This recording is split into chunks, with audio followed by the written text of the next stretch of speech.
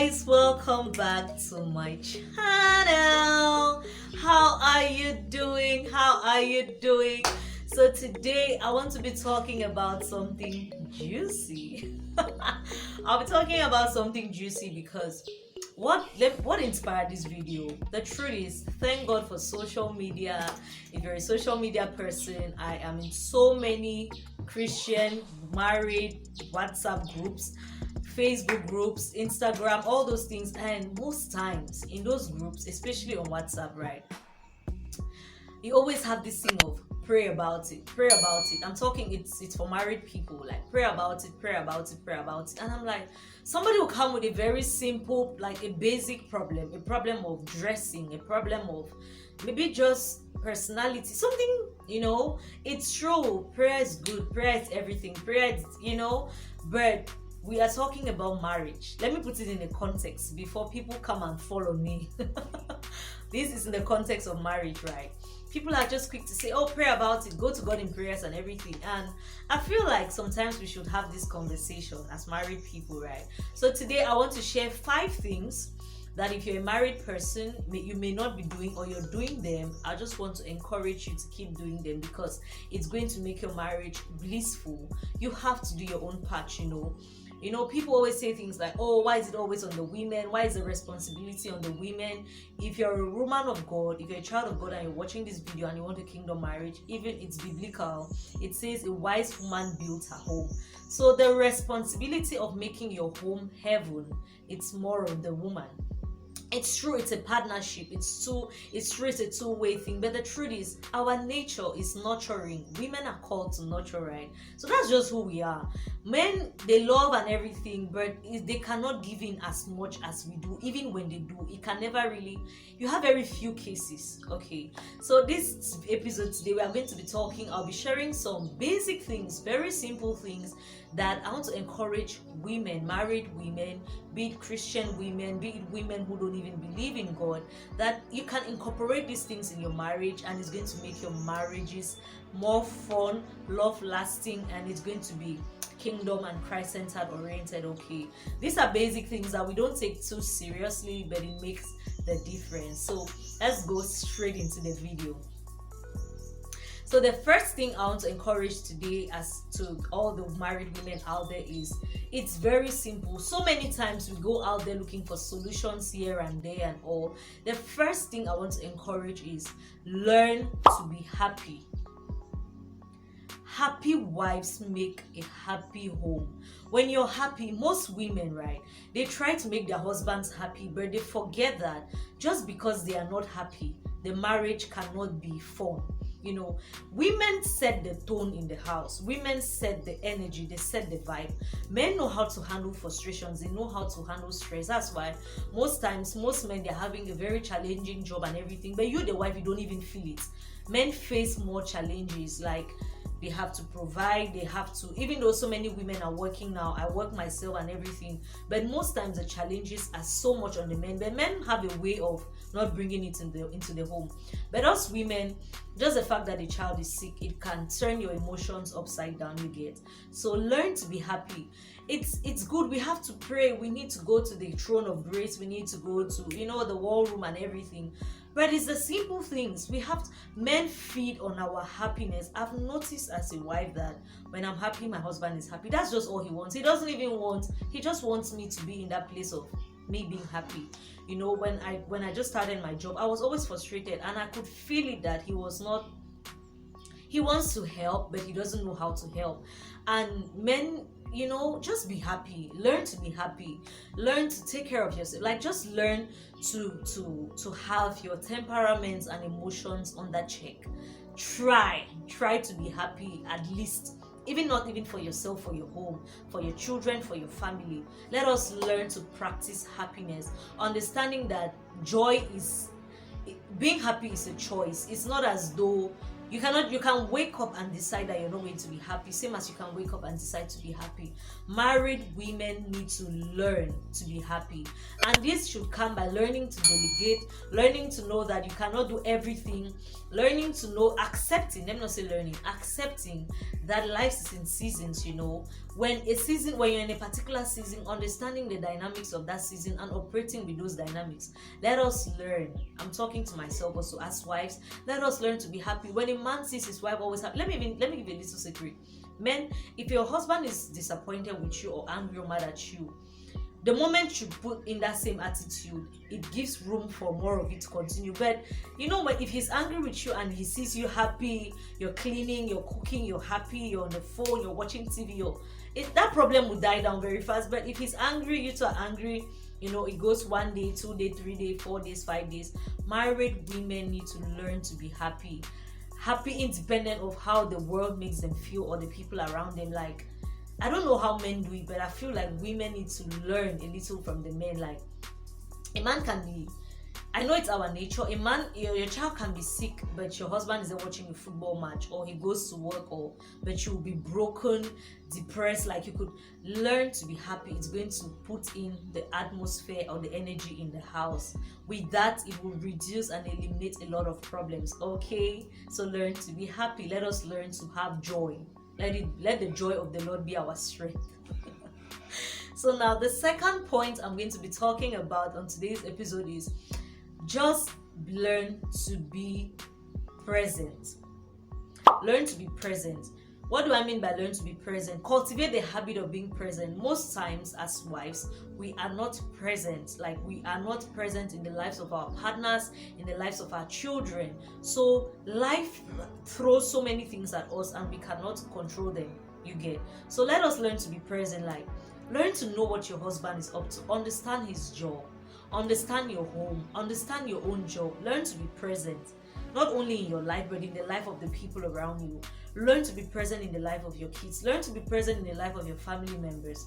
With that, it will be easy to have a happy marriage. Because most times, sometimes I'm guilty of it. My husband will talk to me about a project or something he's up to, and I'll forget. And when you try to bring up that conversation, and I'm like, because I was not present. We care about a lot of things that are not really necessary. Forget about what is trending on Instagram. Your home is your ministry. It's everything. Everything begins in your home. Your home should be your heaven, So let us learn to be present in our homes. As a wife, when you're present, there are a lot of problems that will be eliminated, because you being present makes you sensitive to the needs of your children, your family, your husband, your spouse, everything. Being present is so important for a woman. Let us learn to be present, because when you're even present, you can understand the seasons of your marriage. And being present comes from the place of fellowship with, the more you fellowship with the Holy Spirit, you'll be able to understand a lot of things that are happening around. Sometimes my husband does not even need to tell me. I just need to look at the way he is or the way he's behaving. Just be present at the table, serve him food, see the way he's eating. You can tell. Some moments you'll be able to tell if he's having some challenges at work or he's not having some challenges. Most times we are not present, and we only try to be present when things are already going sour. So now we start running around looking for prayer topics, running to pastors and all of that. Let us learn to be present, because when you're present in your marriage, you'll be able to understand the strengths and the weaknesses and the dynamics of your marriage. You'll be able to understand what your partner does not like, and you'll be able to work on them. You'll be able to avoid those things. You get? So as women, if we really want to have a happy marriage, if we want to have a blissful marriage, we have to learn to be present. Learning to be present is also listening, communicating, observing. Most times as women, men observe more. We have to learn to observe, learn to be present. Be that kind of woman who, even if you cannot provide financially, you can provide ideas. You're like, wow, babes, the raining season is coming. Maybe we need to set up a balcony setup that will make that rain zone come into the house. Be present, be sensitive. It will make your marriage easier, and it's also going to make your marriage beautiful. Okay. So another point I want to talk about that I feel like so many times we women, we neglect, and then when things happen, we think that, it's the devil, it's an envious friend, it is. When you understand this point, it's going to avoid so many problems in your homes, right? I said today we are going to be practical as much as possible. When you understand this tip, it's going to help you have a better and a blissful marriage. It's kind of related to the second point that talks about being present. Women, we have to have control over our homes and our marriage. I hope you got that correctly. Let us cultivate the habit of taking control, having ownership of our homes and our marriages. Most people think that marriage is just taking your husband's name, the wedding, calling you. No, you have to. It's your home. You cannot be, what do I mean by that? You cannot be a wife and you don't have any principles you hold on to. You don't have any mission. You don't have, you're just living. You're just living. The marriage is just there. No, we have to learn to have own.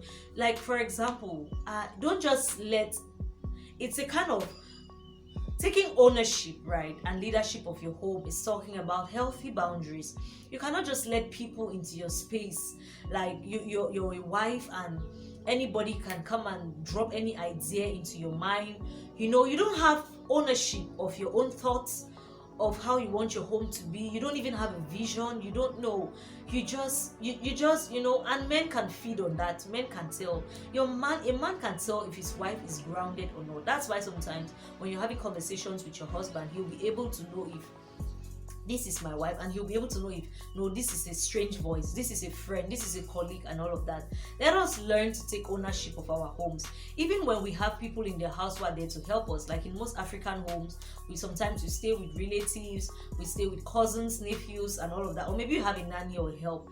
Don't just allow your house at the mercy of whoever is in your house at that period. Learn to take ownership, no matter how busy you are. Let your fridge be arranged the way you want it to be arranged. Let your husband look the way you want him to look. Let it not just be the kind of things are just at the mercy of anything. You go to Instagram today, you see this thing, you're following this thing. After 2 weeks, you see this other thing, you're following. No, let women, Christian women especially, let us learn to take ownership of our homes. If you can, write them down. Write down the vision, write down the mission. Okay, we are in the month of June, right? How do you want the month of July, August, and the rest of the year unfold? Write it down. Let us take leadership and ownership of our home.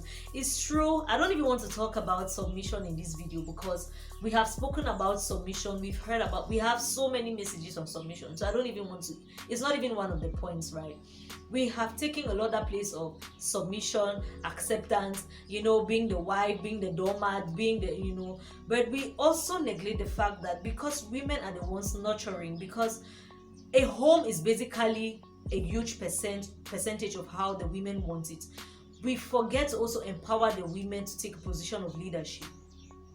The third point is women, learn to lead your homes. Learn to lead your homes. Leading your homes does not mean that you be at the forefront. No, you have your place. The man is the head, you are the neck. But remember that you are the one that determines what direction the head takes. Okay, if you don't say the head should turn, it will not turn. So let us learn to lead our homes. It goes down to simple and practical things like how the house should be decorated, how your kids should be raised, how the tone you want to be set in your home. You decide that.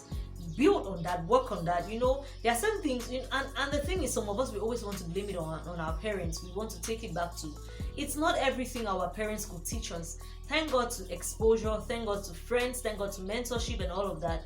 We can open up our spirits, we can be taught. Most women don't accept that they don't know certain things. That's why they are dying in their marriages. When they go for counseling, when they go for therapy, they will not say that the reason why they're having problems is because they cannot cook. They will start lying. And when you lie, how can somebody help you if you're not saying the truth? Taking leadership of your home is learning how to cook. Because you've understood that your man, your husband, your children will not always eat any kind of food. You have to understand, how should a dining table be set up? Where do you put a glass? That is leadership. Leadership is not just, who is paying the bills and everything. It's in the running of the home. It's in the basic things that concern the home. I hope we are communicating. It's, those things that your parents could not teach you, those values that you could not have in your parents' home. Learn them. Learn them. So many women are failing in their marriages. So many of us are failing or will fail. It's a matter of time. It's because we don't want to unlearn. We don't want to accept that we don't know. Women have this pride thing. That's why even when they meet in beauty salons, they don't talk about their weaknesses. They lie. They fake a lot of things. They talk about the things that their husbands are doing. Most times lies and all of that. You will never have women sitting you hardly see a gathering of women who they are like really talking about their weaknesses. It's always about, they always want the other woman to feel challenged. I manage an institute, so I know what I'm talking about. They always want to feel better off and all of that. Let us learn to take ownership of our homes. Taking ownership is unlearning. It's learning. It's accepting that we don't know. It's being present. That's why I said the second and the third point has some kind of relationship. It comes together. Okay, so let us learn that what we cannot do, we can learn it and we can actually make it practical. There are a lot of things, like I have some of my very close friends. I always tell them I plan my husband's meals, especially like his breakfast. Like I go to Instagram, when people are following trends on Instagram, I'm trying to see how to present his meals in different ways that it doesn't look the same all the time. That is what leadership will do. Leadership will make you not to be a boring wife. Many women are so boring. The way you're presenting food to your husband today, you presented it 1 decade, 2 decades, and it's the same thing. So when he goes to a restaurant, he's so happy because the restaurant is showing him something different. They're giving him an experience. Don't present your food the same way every other day. Go online. You must not, and that's the thing, have an open mind. You can go to Nigerian meals. I'm Cameroonian. You can go to the way Nigerians present their things, like online. You Google, follow chefs on Instagram. I follow so many chefs on Instagram. See how they serve, and don't just leave anyhow. That's just what this point is talking about. Try to take leadership and ownership of your home. With that, it's going to make your home blissful. It's going to reduce a lot of friction, and your husband is always going to have an experience to come back to. It's also the simple things like dressing up your bed, arranging your room, arranging your house, and all of that. Let us learn to do things differently. Okay. Okay, I don't want anybody to feel offended by this video. We are just all here to learn. As I said, as you can see, I'm also exposing some of the things I'm working on. Some things when I don't know, I just check them online, and it helps. Thank God for YouTube. Thank God for social media. It really, really helps. So far, in order to make this video very interesting, I had to throw in so many examples into the video, and because I had to throw in so many examples, this video is definitely going to be in 2 parts. Okay, so if you're watching, do not give up. I am definitely going to upload the next episode in the few days ahead, in the course of the week. So this is just so that we can all really understand. One thing I have learned to do when people come for counseling or advice is trying to make it practical and not always about like me. That's why I'm throwing in so many examples so that we can relate in one way or the other, because definitely people watch my videos are from different parts of the world, different parts of Africa, and it's important to always throw more light, especially when you're talking about something very sensitive like this. Thank you so much for staying with me. Thank you so much for staying with us. I believe that marriage is beautiful. Marriage is a ministry, it's a gift, and it's a reward from God. And I also strongly believe that we can make our marriages beautiful. If you want an episode that I'll be talking about what the men can do, drop it in the comment section. I would work on that. I just need to talk with hubby, and he enlightens me on some few points, and I can also speak out of what I have observed myself. So if you want a men's edition, drop it in the comment section. Thank you so much for watching. Until next time, bye bye. Until next time, God bless you.